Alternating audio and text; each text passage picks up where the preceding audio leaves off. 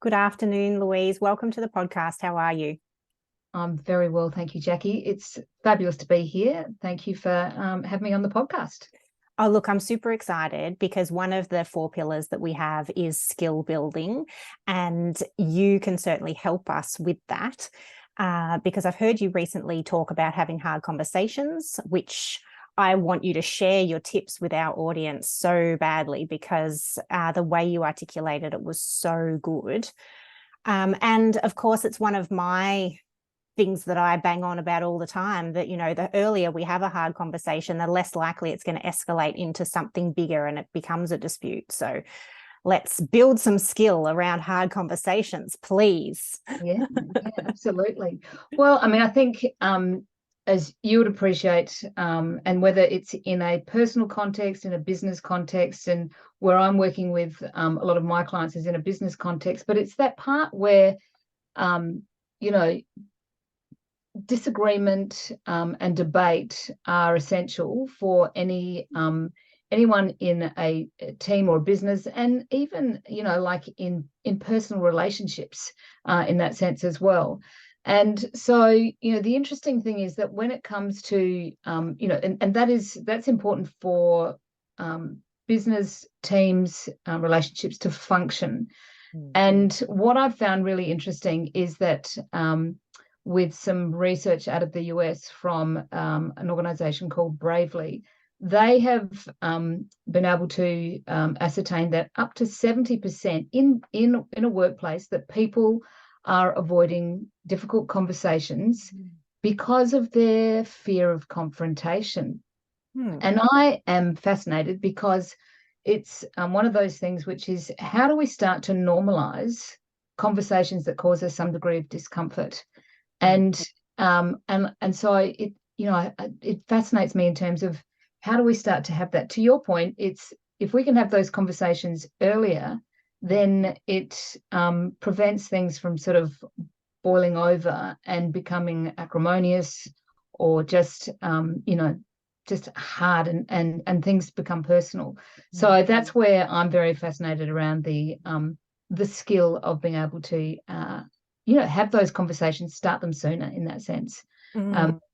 So yeah, that's where I'm at with it. It's like, how do we normalize it? How do we make that part of our everyday, when we see something that is causing us a minor grievance or an irritation or whatever it might be, that we act on it.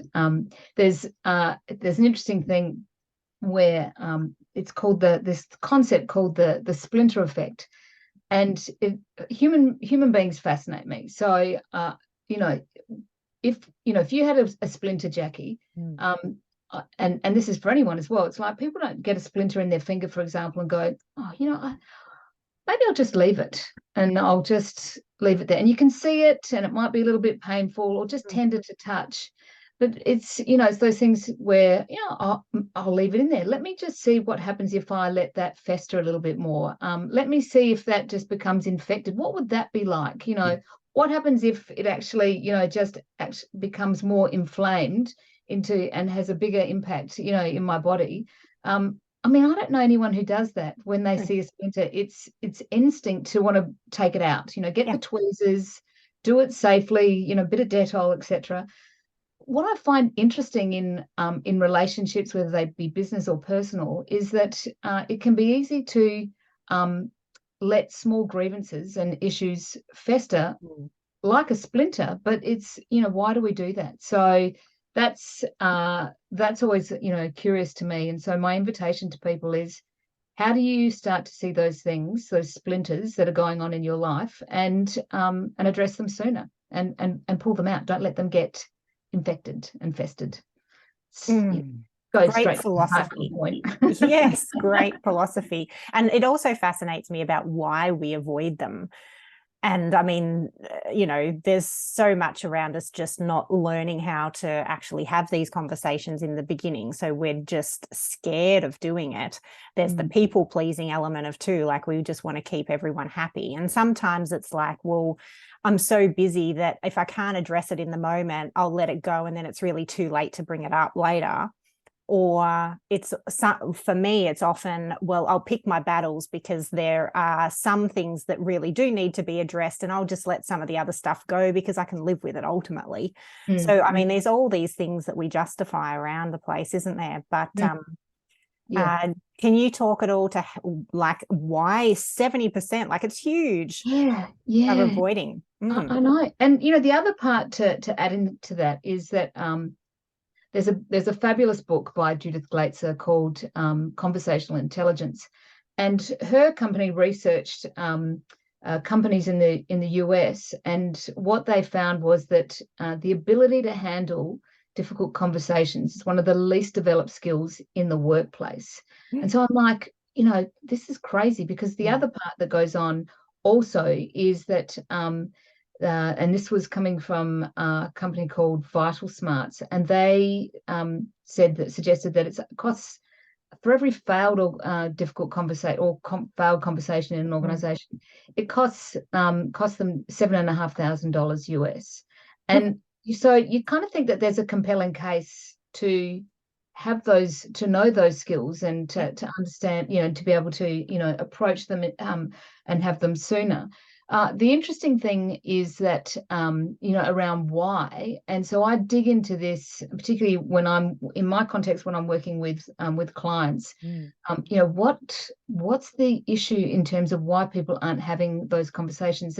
And interestingly, I do a lot of leadership development work, and of all the leadership topics that I talk to, the number one request from managers is, how do I do a difficult conversation? They're just sweating themselves silly over and fretting around, how do I do it? And the key reasons I've found that come through are around the fear of damaging or ruining relationships, the dread of dealing with pushback from people. What if they say something that I don't know how to respond to? What if it gets emotional, and that sort of, now I'm in uncharted territory if that's not my space? What if we start saying things that are, nasty? It gets personal in that sense. And I think it's also often what happens is that we can catastrophize it so much in our head, and we can stew on it. And to your point, there's that part around, I choose my battles. But if we're constantly avoiding the battle as such, and it doesn't need to be a battle, but that's what we're creating in our head, then we won't progress and move forward. And, that's one of those things where, when we've got dysfunctional relations, we want functional relationships, but often what happens is that they're dysfunctional because we're not having the conversations, and our fears are greater than our capacity to be able to have that conversation sooner. So it's interesting. There's another great book called Crucial Conversations, and they distill, what are the three main components that cause a conversation to be difficult? Because there's all sorts of reasons and criteria and situations that go on.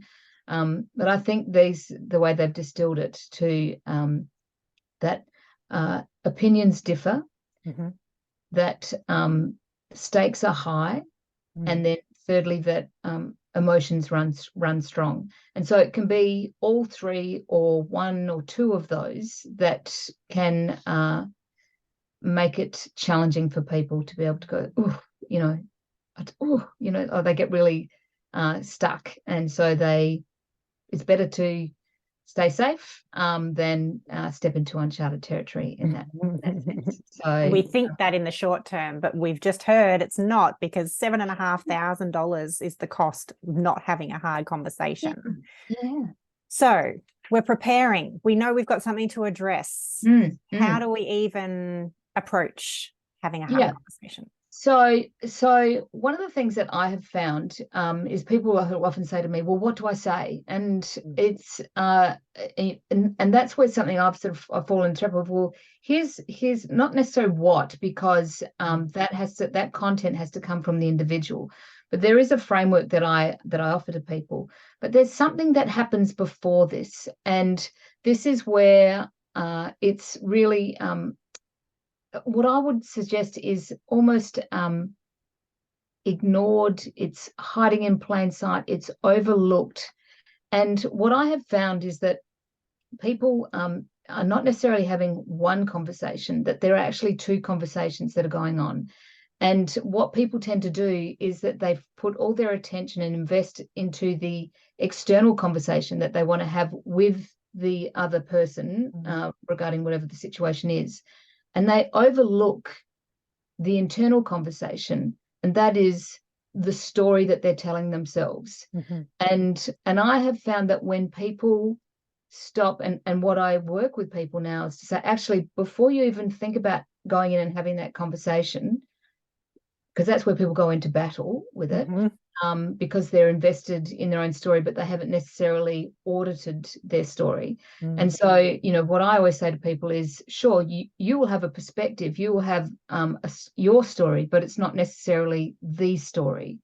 And so what I invite people to do is to go through a 5-step, you know, audit your story process that helps people to, if they choose to be more open, be more curious, and that they can go into the conversation feeling calm, composed, and confident. And that's the biggest thing that people are looking for when it comes to, in my experience, when I'm working with people, is they say, I want to be more confident when it comes to leading or handling or having a hard conversation. So that's where, you know, those 5 steps are ones that just ground people in that sense. Yeah.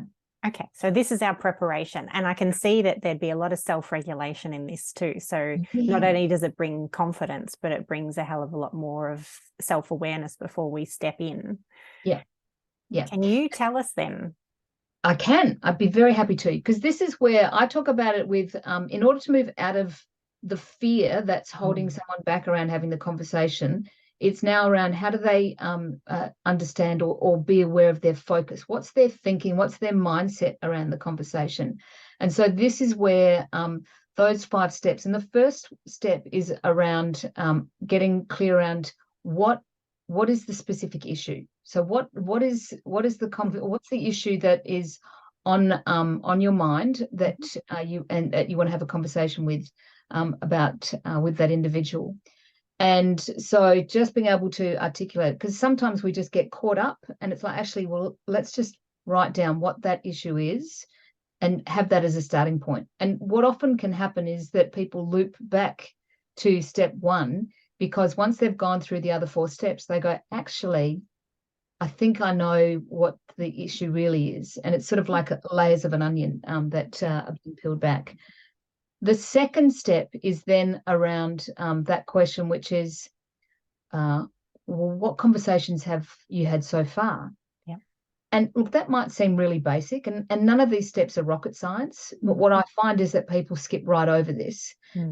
And this is why it's the gold dust, I think, when we just choose to sort of take ourselves through this.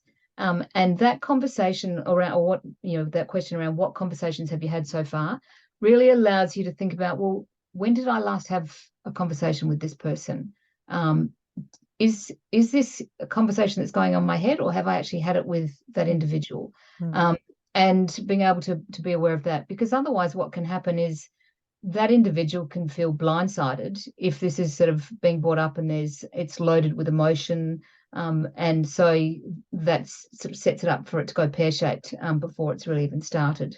So step 1, what's the issue? Step 2, which is what are the conversations, or what conversations have you had so far? And then the third step is around what I call naming and taming your emotions. And this comes back to the emotional regulation. And, you know, as logical as we like to think we are emotional beings. And it's one of those things around being able to name the emotion and have that emotional agility, that vocabulary. Because just saying that you might be angry or frustrated or disappointed might not necessarily be the true emotion. So it's being able to get more expanse around that.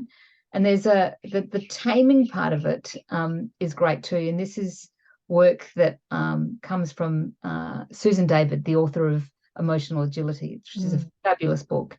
And she talks about being able to add one word, and because often what people say is, I am angry, or I am frustrated, or I am disappointed, or I'm surprised. And what that suggests is that people are the emotion, but we're not, because it's a temporary thing that we're experiencing. And so when we can articulate it with one word and shift it to, I am feeling disappointed, or I'm feeling angry, then there is a separation. There's that cognitive separation that goes on, and you're describing what's going on for you in that moment. And the interesting thing is that when you can say how you feel, people are more prepared to listen. But when you say that you are that emotion, that becomes your identity. And people just sort of want to run for cover, really. They go, I'm not going to engage when that's going on. So it can be a very useful catch in that sense. So I love that one. And this is where it's just those. So we've got what's the issue? What conversations have you had so far? And then name and tame your emotions, which then allows the fourth step to be around the question, which is, how do you know you're right? And this can catch people sometimes, because it's human for us to get righteousness and judgmental, or to get righteous and judgmental about our perspective. The opportunity to, if you've been able to name and tame your emotions, that allows you to get more grounded, and to invite that question, which is, well, how do you know you're right? What information is missing? What else? What is it that you don't know? And how can you find that out? Yeah.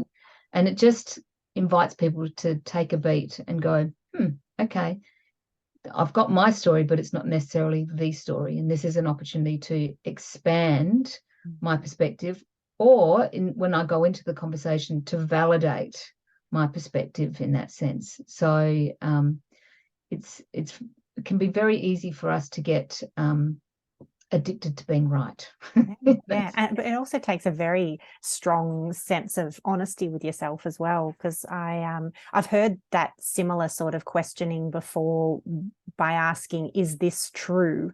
And actually you go, no, it's not actually true. Yeah. I often ask people, there's that question, which is, do you want to be right, or do you want to be happy? And you can't have both. It's one or the other. And some people will hang on to their righteousness. But when people would say, well, actually, I want to be happy, I want to actually, get to the other side of this issue, let's resolve it, then that becomes the opportunity. So again, it's an invitation in that sense.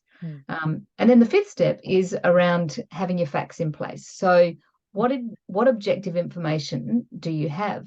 And this is where people often fall into the trap that their opinion matters, and that becomes subjective, and then people can feel judged by the opinion, as opposed to, well, what are the facts that you can bring to this conversation? What data do you have that validates your perspective in terms of being able to have a conversation?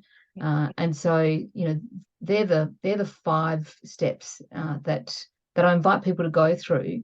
And again, it's just, even as people go through that, and I've had them do it, and all of a sudden it's like, okay, yeah, no, I feel I can go in and have this conversation now without, sort of being on my high horse, ready to sort of, go in and, go in all guns blazing, which is not necessarily that useful in that sense. And I think the other part about those 5 steps and taking that time is that when someone goes into the conversation, the other person is going to have a sense of care that has been taken by that person, that they care enough to have their information, to know that maybe they don't have the full story. And that's what the conversation can do. So it becomes a more meaningful conversation, as opposed to, I'm right, you're wrong, which is always fraught.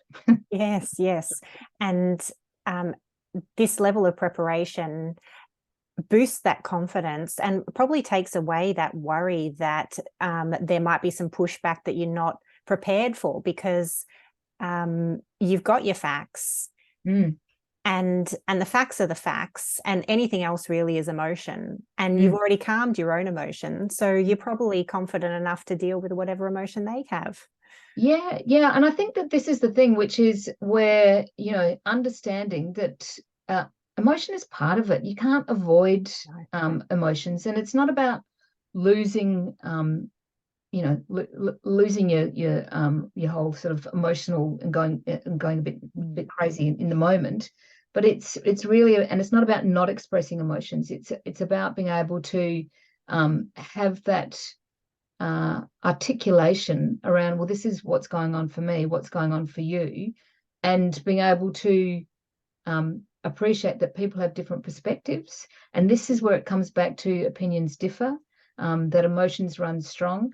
One of the biggest things that I think comes through for people around difficult conversations is that there's a sense of broken promises that go on. And often that's because there are either unclear expectations or unmet expectations. And so being able to have those conversations sooner, rather than let it sort of brew in your head, and sort of just become bigger than Ben-Hur than is necessary, is, it's much better to be able to have those conversations sooner. Ideally, it's not always possible, but to be able to have that more often. And Jackie, I share this, and it's I have to share my confession here as well, and that is, I don't like difficult conversations myself, which is, and so your listeners might be going, well, here she is, rabbiting on about these 5 steps. But the thing about this is that they don't spark joy in my life. But here's the thing. I know that when I have to have a conversation, I can do it because I know how to do a difficult conversation. And that's the distinction. I mean, I don't know anyone who, I'm yet to find, put it this way, anyone who says, oh, give me difficult conversations any day. Like, yes. No, I know that it's with practice. It's with having your mindset in the right place where your focus is, having some key foundational skills in terms of being empathetic, being, having a good trusting relationship, and being able to have that happen, and then have a framework that is being able to use those conversations makes it much easier. But I know the angst. I have in the past put off difficult conversations for a long time, and it just, the other person had no idea that stuff was going on for me in situations, but it just consumed me. And as much as on the outside I was like, yeah, everything's fine, it takes up brain power and mental load, and then I'm not being productive and giving my best in either a work situation or a personal relationship situation. So yeah. Thank you for being honest and sharing that. And I know that going into it may not spark joy, but sometimes when you come out the other side, does it actually go, oh my God, like that felt exactly what I needed to do? Yeah, in my experience, it has. And that's where clients I've worked with have had that, oh, thank God, because the tension building up and the grappling with the fear that's going on, once they've been able to implement the 5 steps and work through the other tools that I share with them, they have been able to get to that other side. And people have said, I've had feedback where people have said, the other person was so thankful and so relieved that finally we had that conversation. And I think that's about honoring it. I mean, this is where one of the greatest fears is people think, fear of damaging or ruining the relationship.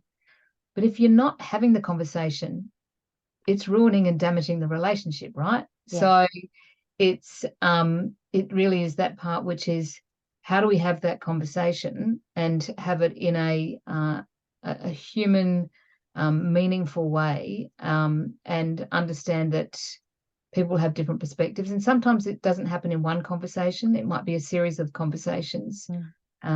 There's a great saying that comes from Susan Scott, the author of Fierce Conversations, and I won't have this word for word exact, but it's to the effect of that relationships evolve or devolve one conversation at a time.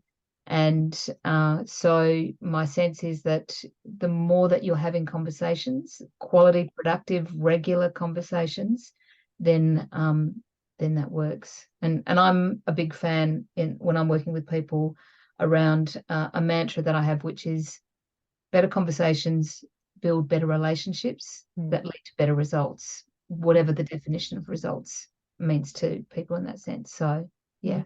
Yeah, and even connection can be a great result, can't it? So yeah. Okay, so we're prepared, we're feeling a bit more confident. What's the next? How do we start? What do we do? How do we approach it? Yeah, so I think the thing with that is that it's about making sure that people feel safe. So there's no surprises in terms of that. So you don't spring it on someone. And so one of the things that I always invite people to do is to be really clear around the context and being clear around why you want to have a conversation with someone. And so that might be giving someone a heads up, with whatever the context is. Just saying, this is what's on my mind, or I want to get a better understanding of a situation that occurred, and to get your take on it. So there's the context is really clear, because otherwise that's when people get blindsided by the conversation. And I think one of the key things that comes in the context of having these conversations is around the relationship.